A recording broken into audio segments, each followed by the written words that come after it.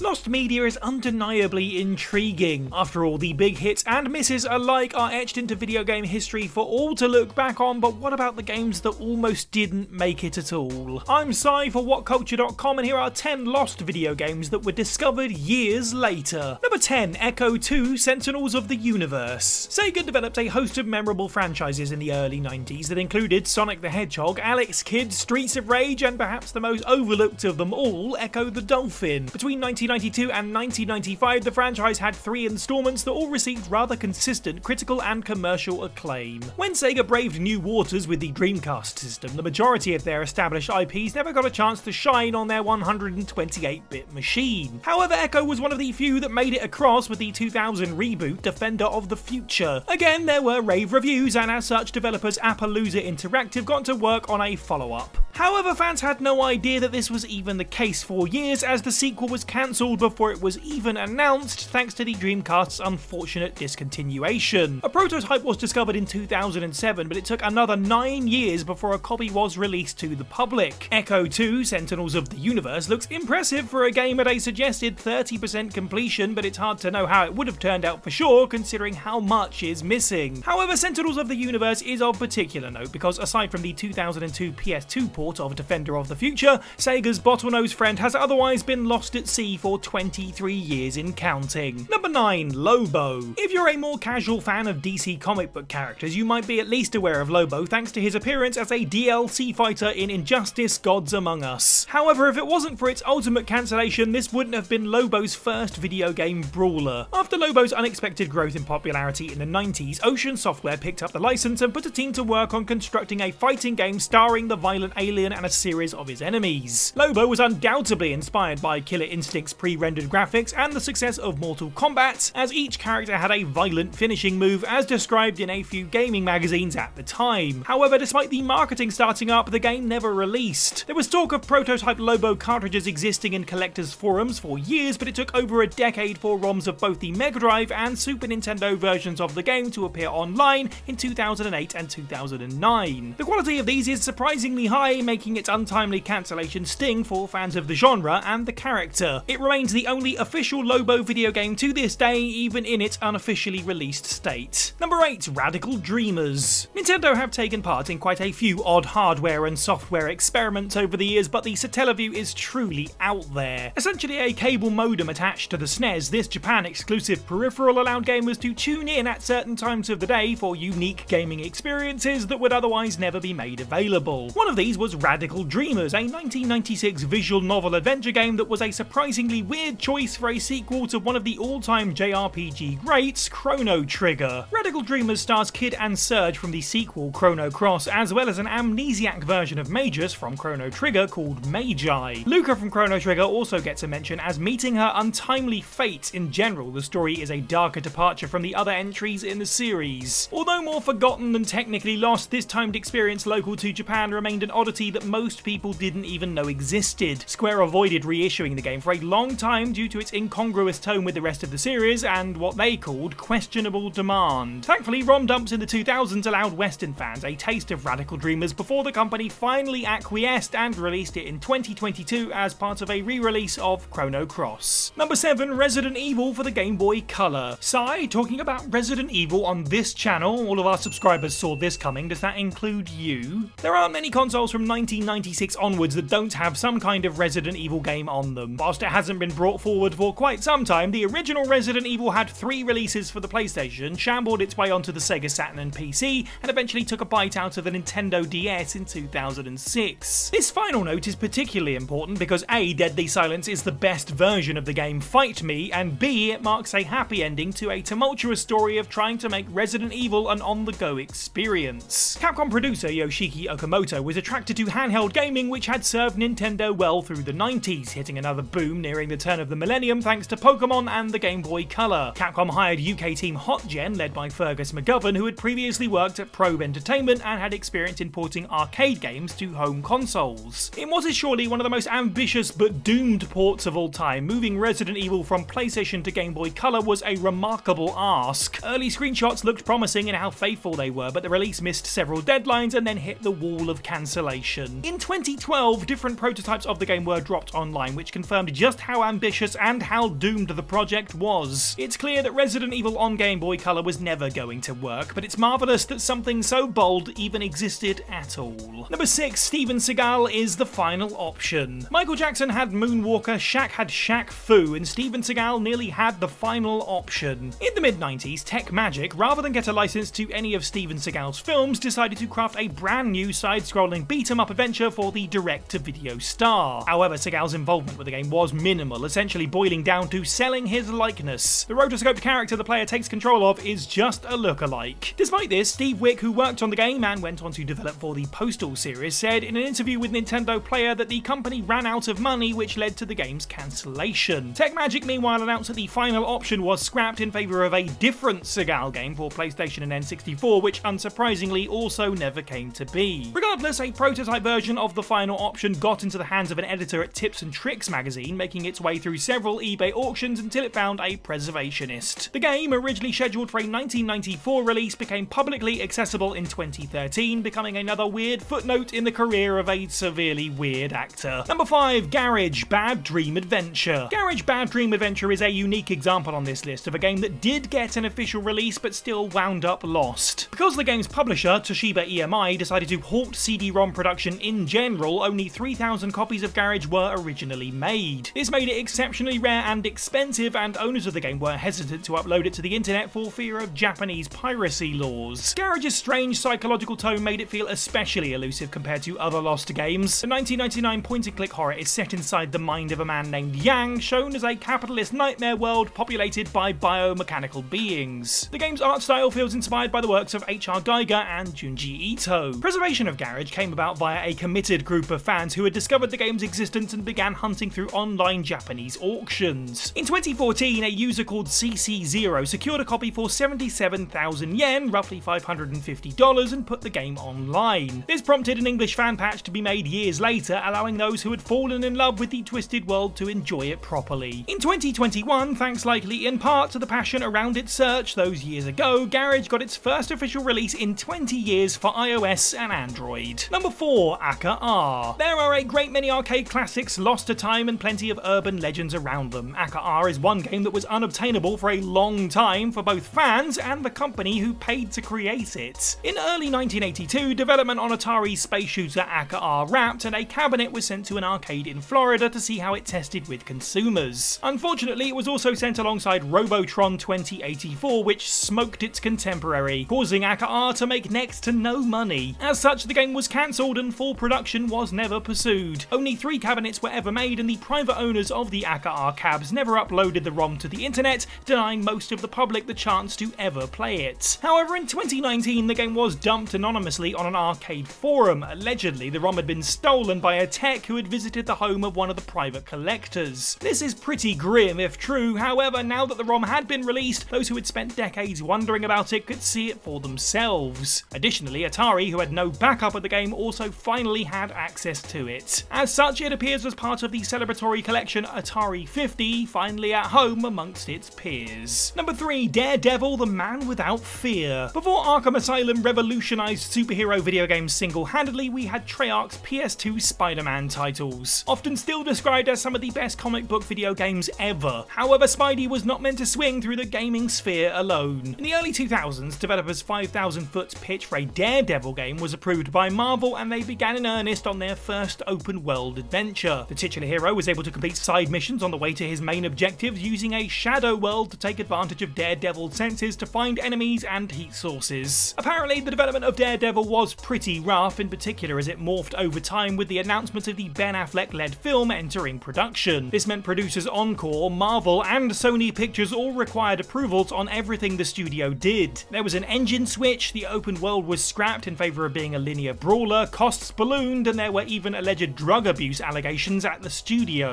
In 2020, video game preservationist P2P Online uploaded a video of the 2003 build of Daredevil, which reignited interest. Then, 3 years later, a 2004 build was discovered. Fans worked together to make this version, best described as somewhat finished, playable, unearthing a gem from nearly 20 years ago that most people forgot ever existed. Number 2, Draxx Night Out. Draxx Night Out is a good-humoured little adventure game for the NES, where the player assists Dracula in leaving his tower and navigating the town below. Drax must avoid or trap villagers and suck their blood while searching for his bride Mina. It's simple, charming fun that never actually released. The game was expected to drop in 1991, but despite being almost ready, it never made it to store shelves. This is particularly odd as it was also tied up in a licensing agreement. Midway through development, the producer Parker Brothers had struck a deal with Reebok. As such, the game became a tie-in for Reebok pumps, which Draxx can pick up on his travels for extra speed and, of course, early 90s style. What's remarkable about this story is how the game was preserved. It just so happened that Parker Brothers developer Rex Bradford lived on the same street as NES fan Gideon G, who would borrow the near-final version of the game's cartridge as a kid